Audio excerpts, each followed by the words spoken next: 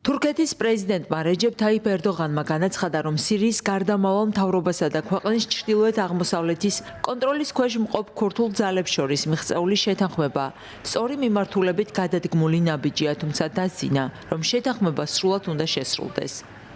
გარდამტეხი შეთანხმება, რომელიც ორშაბათს გაფორმდა, ითვალისწინებს ცეცხლის შეწყვეტასა და ამერიკის შეერთებული შტატების მხარდაჭერით მოქმედი ქურთების ხელმძღვანელობით შექმნილი სირიის დემოკრატიული ძალების სირიის არმიაში გაწევრიანებას.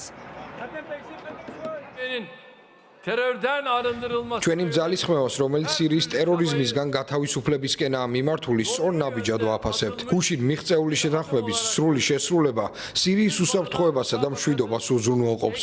ეს კი ჩვენი სირიელი ძმების გამარჯვება იქნება. ყოველთვის ხაზგასმით ვამბობ, რომ არაბებს, თურქებსა და ქურთებს შეგვიძლია დაუპირისპირდეთ ჩვენს წინააღმდეგ მიმართულ ქმედებებს და დავიცვათ ჩვენი მომავალი. გთხოვთ, გვახსოვდეს, რომ ხსნის ერთადერთი გზა ერთმანეთის გვერდით დგომა, გულში ჩაკვრა და ერთმანეთის პატივისცემა. ჩვენ გვინდა, რომ ისეთი რეგიონი გქონდეს, სადაც სხვადასხვა რწმენისა და ეთნიკური ჯგუფების წარმომადგენლები გვერდი-გვერდით ცხოვრობენ.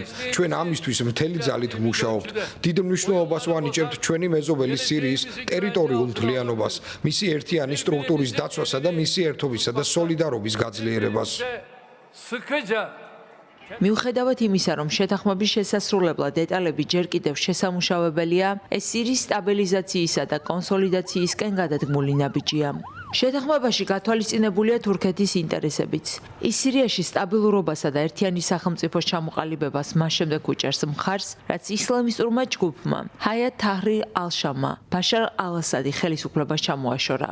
ამ შეთანხმებამდე რამდენიმე კვირით ადრე პატიმრობაში მყოფმა ლიდერმა აბდულმა ოჯალანმა თავის მებრძოლებს განიარაღებისკენ მოუწოდა, რათა საბოლოოდ დასრულდეს 4 ათწლეულის განმავლობაში მიმდინარე კონფლიქტი.